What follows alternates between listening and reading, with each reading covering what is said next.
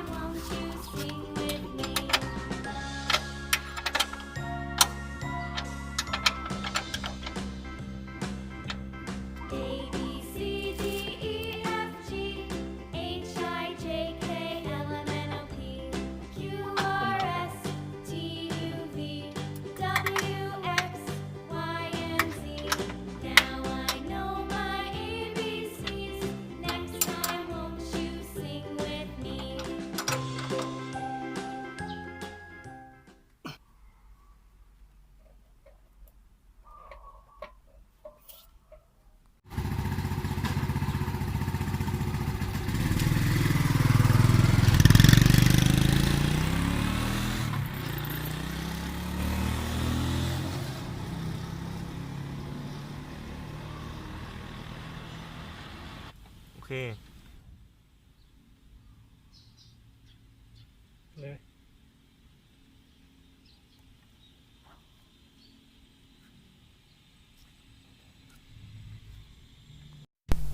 ถ้าชอบคลิปวิดีโอนี้ก็กดไปที่ปุ่มติดตามนะครับและเพื่อไม่ให้พลาดคลิปใหม่กดไปที่รูประฆังอีก1 ครั้งนะครับเพื่อจะได้เป็นขวัญและกำลังใจให้กับผมต่อไปครับ